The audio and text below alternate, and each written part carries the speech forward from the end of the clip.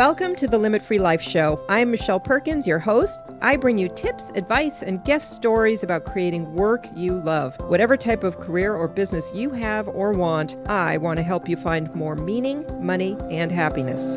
Now we are live from Hollywood. Hello. Welcome to the Limit Free Life Show. I'm Michelle Perkins, your host. Very happy to be here with you today. And on the Limit Free Life Show, we talk about work. We talk about careers, business, money, all things related to work and career. If you're an entrepreneur, that would include your business. So I love talking about these subjects. I think they're so vitally important to people's lives, and they impact everything else, your relationships, your health, your wealth, and you name it. So I love this topic. I love learning about what people do for a living and how they create amazing lives for themselves in terms of work and financially, because that is a big part of it. So that's what we do here. And typically I have guests on and we give you tips and advice, and I do interviews with wonderful people who've even created work that they love or are helping others to do so. Today I'm doing a solo show. I've done a couple of these now. Next week we're back to having some guests, and following that week we'll continue that for a while. But I had some things I wanted to talk about, so I'm going to talk for a little while about what to do when it feels really hard. And the bottom line is, my work is typically about positivity and finding your strengths and figuring out, your core desires and what you want and how to make things happen. And it's very aspirational and positive and encouraging and inspirational and motivational. That said, there are always times in people's lives where things are just not working the way they planned, or something happens. Somebody's in the middle of a fantastic career and somebody walks in their office on a Friday afternoon and says, you know what? We're going to have you pack up your stuff. And in an instant, a fabulous career is terminated, at least for the moment. And not uncommon for successful, very talented people. Or you're a business owner, and all of a sudden one day you're inundated with problems or bills or things going on, complaints, something's happening where all of a sudden you just feel like an avalanche is on you, and it can be very overwhelming and cause some really severe distress. So, and business owners always know that, it's up and down and it's a bit of a ride, like a surfing on a wave. And, but there are those moments where it suddenly just feels like everything is against you. So I want to talk about that a little bit, just some techniques to kind of move past that. There is a solution for every problem, not necessarily one you might have top of mind, but there is a solution to every problem. And so I do feel usually optimistic about problems, but I do understand from working with people and from my own experience that sometimes it just really does feel like too freaking much.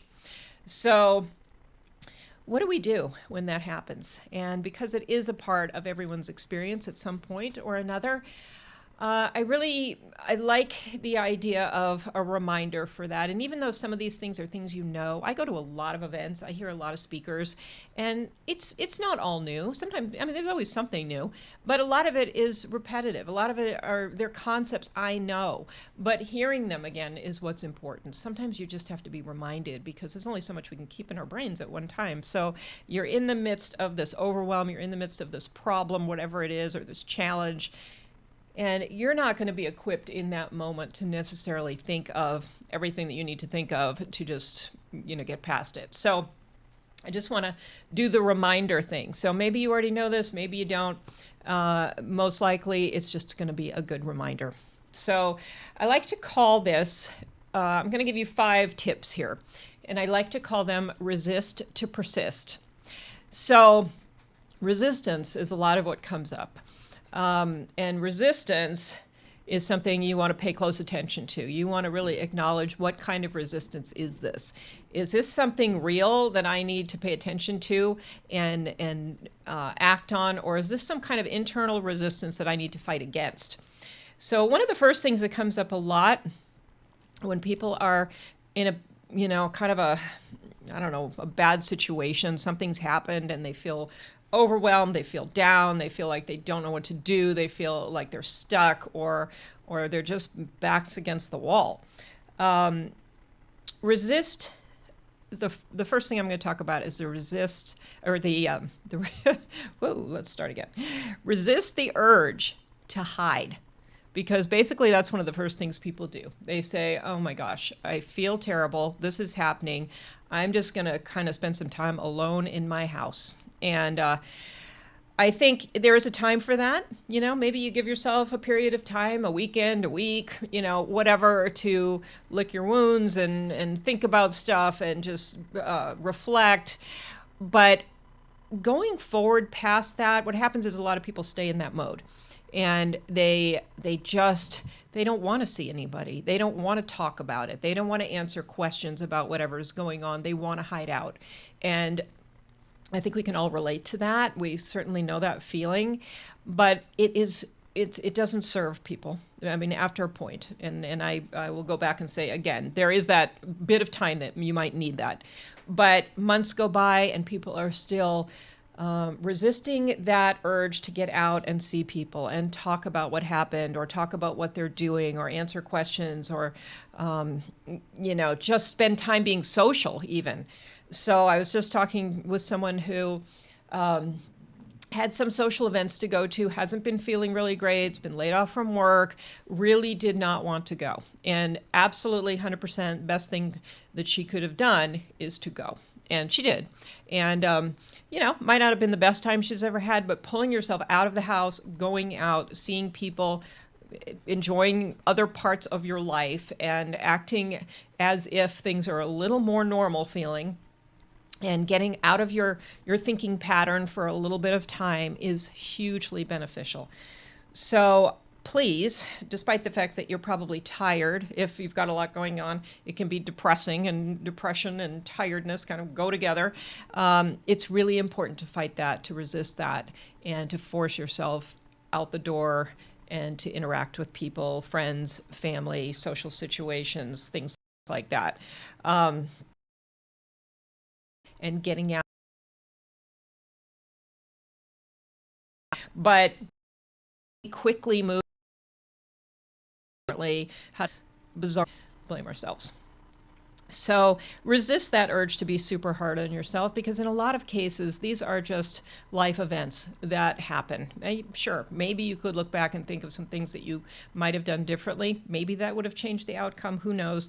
The point is, the past is the past. It's now gone. And so your ability to make those changes does not exist, actually. And so it's really important to start from this point, where you're at, do the analysis, do the reflection, figure out how you might go forward differently, or how you might make some changes. But that being tough on yourself, there's kind of it's just inbred in us somehow that's going to somehow help. If we beat ourselves up enough, then somehow, I don't know, something will happen that's positive, and it just doesn't work that way. It just doesn't serve us. So what can you pull out of yourself that you're grateful for? What can you pull out of yourself that you can recognize and acknowledge that's actually good? Or at least you can understand why you made some decisions or some of the things that you did, and treat yourself as if, you're a friend or colleague and you're watching them go through this. And how would you talk to them? You probably wouldn't talk to them as harshly as you're talking to yourself. There's an exercise that I just did with a group, actually, and but it's good for business planning, it's good for career planning, it's good for a lot of things. And it's basically a SWOT analysis, where you look at your strengths, you look at your weaknesses, SWOT, you look at your strengths, you look at your weaknesses, you look at the opportunities that are out there for you, and you look at current trends, what's going on in the marketplace or the world, the industry that you're in, that might help to, that you can just see. So it might be an assist to some of the opportunities you have, or it might be something that creates problems, but just a good awareness. to know the trends and to open your mind to new opportunities, especially if you're having some problems, if you're having career issues or business issues. What are some of the opportunities that could possibly be out there? I'm not talking about opportunities that are sitting right in front of you or that somebody has, I'm not talking about a position that somebody's coming to you and saying, I have this job opening. I'm talking about in your mind, what could some opportunities be? What are the trends out there that might support or make that opportunity more difficult? And mostly, what are your strengths and what are your weaknesses? And I'm talking about weaknesses that you can do something, you can identify the weaknesses, but almost all of the time, those weaknesses have a solution. There's something that you can do about that. If you need to go back to school, well, that's fixable, right?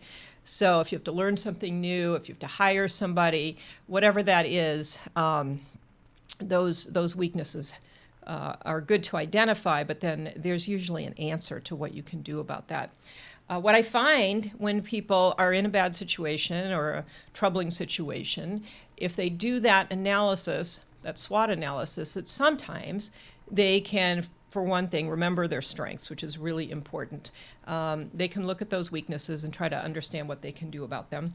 They can see new opportunities that they can go toward. Okay, we spend a lot of time when we're in those situations reflecting on what's gone wrong, and we're much better off if we can see opportunities out there and direct ourselves to go toward those things.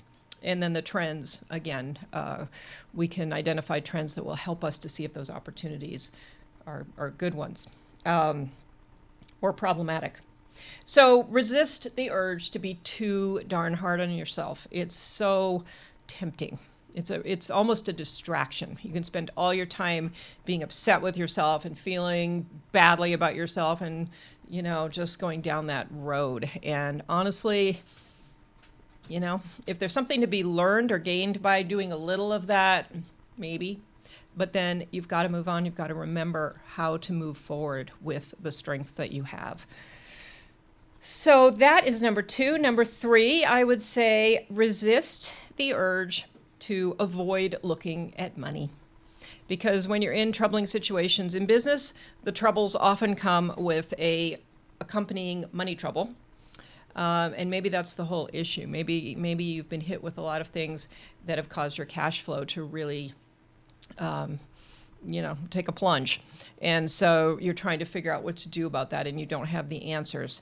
In your career, if something happens to your job or there's a career shift, of course, there's money implication there, money issues to think about. So again, what people tend to do is get freaked out, go into fight or flight mode, and want to avoid looking at their money. Exact opposite, really, of what you need to do. And even though it can be painful and difficult to sit down and look at your accounts and look at your bills and look at, what's expected to come in and all of these things that you're just imagining are going to be just brutal to look at, you've got to look at them, because knowing the numbers is always better than not knowing the numbers. And if you don't know the numbers, you're going to walk around, with kind of this underlying fear of what's out there, not knowing. Your imagination is often worse than the reality, quite frankly. So a lot of times we imagine the whole money situation to be much worse than it even is. And so you put it on paper and you find out that it's bad, but it's not that bad. Or you put it down on paper and it is bad, but you have no choice at that point but to start seeing the opportunities and the things that you can do to fix it. So very, very important to take that opportunity when things are not good and to look at, all the financial aspects of what's going on and start making some decisions about what you need to do to fix that. And the sooner you look at your money, the sooner you can start fixing things. So I would definitely resist that urge to just avoid dealing with it all. Maybe you have a severance package and, you haven't really figured out what that translates to, how many months it goes out, what that means, and doing some budgets and things like that. That is the stuff that actually, as much as we try to avoid it or we don't want to think about it or it sounds kind of heavy and overwhelming to do, that's the stuff that when we do it, we actually usually do feel lighter. Maybe not in, right at that moment we look at the money picture, but very quickly after that, you can start feeling lighter and more empowered by, by the knowledge. I mean, you now you know what you're dealing with. And when you don't know what you're dealing with, it's super, super hard to take any action that is going to help you. So a lot of times people do like to avoid looking at their money when they have money problems. That's the kind of the irony of it. All of this is sort of opposite of what you really should do. So, and that's why you want to resist it, because persistence is everything. So you want to keep moving. You want to keep, you need to keep the momentum. You need to keep things moving along. You need to keep moving towards something. And so that's persistence. And when you resist some of these things, you're unable to persist, really. So number 4, resist. This is an interesting one, because when, again, you might be in that flight or fight mode. And so you're going to want to do one of two things. You're going to see something that's going on and you're going to change everything. You're going to either want to quit doing certain things or just change things up and completely, because you're afraid and you see what's happening is causing you problems. So you want to stop doing that. That's kind of a knee-jerk reaction to want to quit something.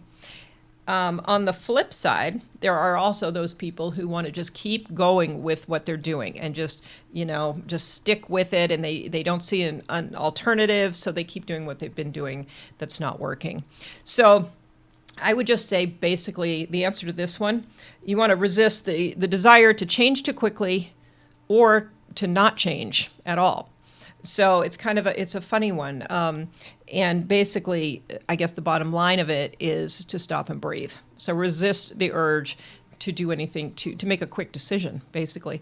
And you might need a decision made, but you just want to stop and think and breathe and not make a decision while you're in an emotional panic kind of state. So that's the biggest thing there. There probably are some things that need to be changed. There might be some things that need to be let go or dropped. There might be, there definitely might be some changes, or there might be something that is not working in that moment, but is a good long-term strategy and you want to keep it. So the point here is just to resist making a big decision based on emotion. And there's definitely going to be some emotion going on when you're in this state. So breathe, talk to somebody else, get some advice, think about it some more, do some analysis, do some pros and cons, look at your history, do some research, analyze some things before you make a decision. And believe me, you'll want to. You'll be in something will happen, and you may panic and just want to make a change just to get out of that situation. So again, just remind yourself to resist making a really impulsive move in your business or in your career. I see that too in careers where people, they lose a job and then they are offered something. It's not really anything they really want or have ever wanted, but it's a job. And so there's that kind of moment where you feel like, I should just take this. I know it's not the job I want, but I should take it because it's a job and it's in front of me right now and I need a job.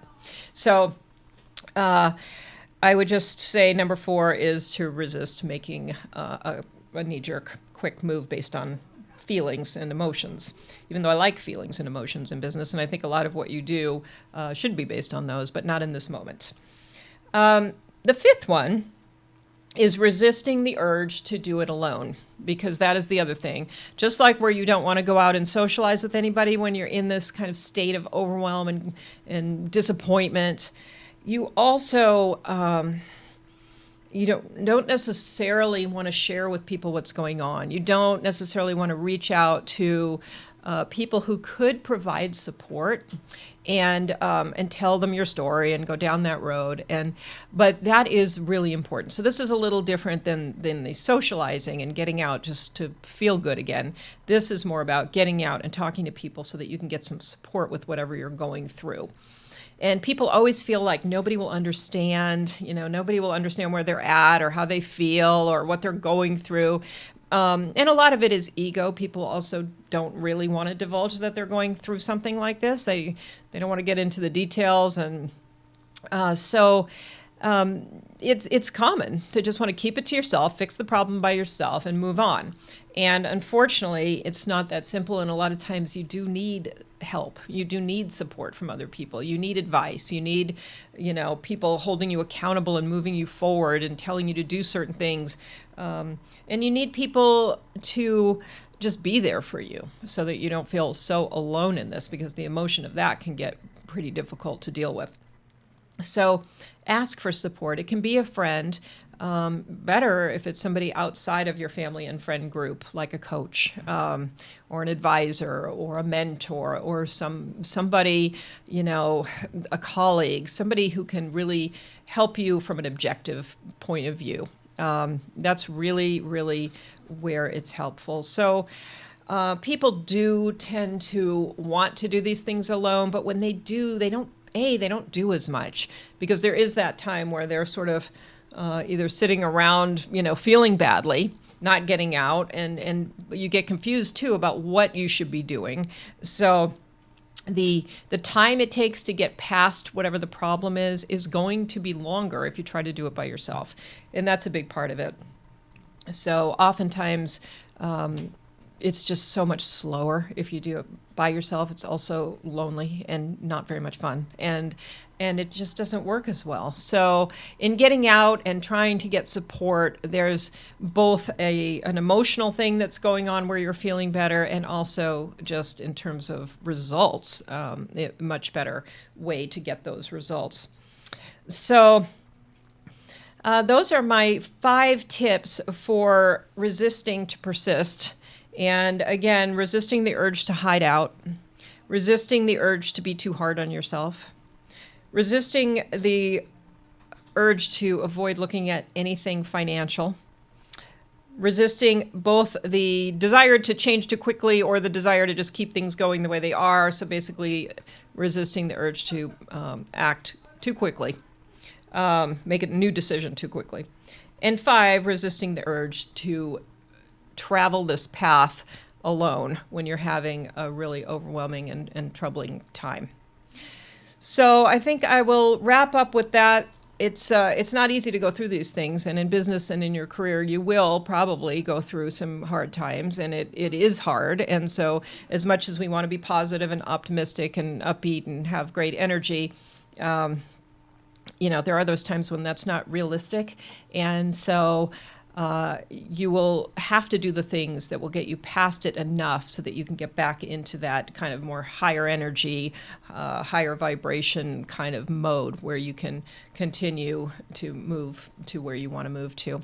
But when you're in that moment, you do some things a little bit differently to get back to that. And that's really what those 5 tips are about, is getting back to a place where you have the energy and somewhat of a sense of positivity, and you can see some opportunities ahead of you, and you can see some actions that you can take.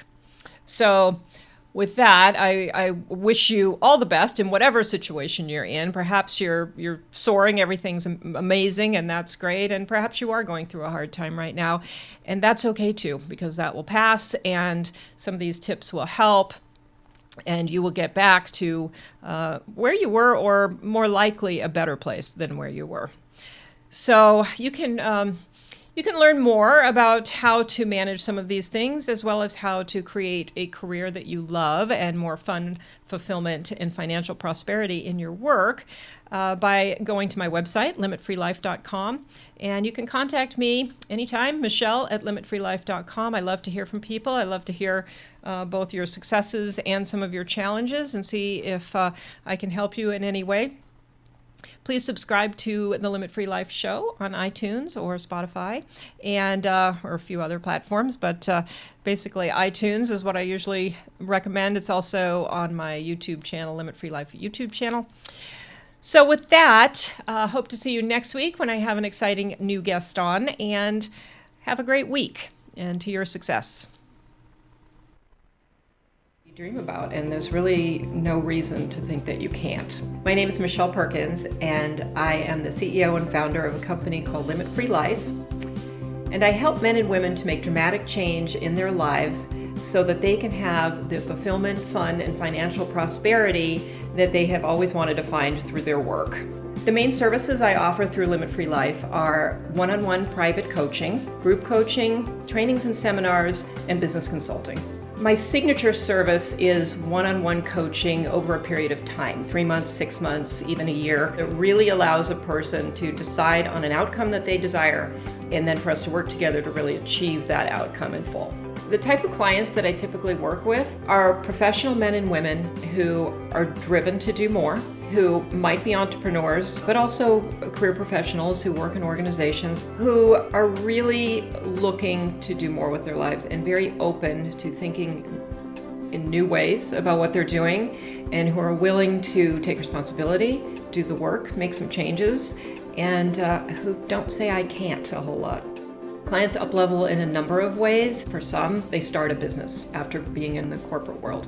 For others, they have an existing business and they really figure out the key and the formula to making that business grow and take off. For some, it's a matter of really developing courage. And for many, it's a matter of up-leveling their view of themselves, what they're capable of, how powerful they are, what their strengths are, and where they can go in life. What I see also is that there's a spark that kind of gets lit, and that flame keeps growing within them, and there are things that they want that maybe they were reluctant to even express that they wanted, and now they just go for it. They have bigger wants and bigger dreams than they had before, and the sense that they can achieve those things. I feel very strongly that money beliefs are foundational to developing a business that can scale and grow and become the business that you want it to be, whatever level of success that is. And for people who feel stuck or their business isn't going the way they want, a lot of times it comes back to some of these money beliefs. So as a certified money mindset coach, I have the training to help people understand where their hidden money beliefs are either interfering in their lives or businesses, or coming into play in some fashion in all the decisions that they're making, both in their business and in their life. The overall mission behind my work is to help people love their work, to find satisfaction, fulfillment, fun, and also to be financially prosperous in what they're doing. That combination to me is a perfect recipe for making work a great part of your life.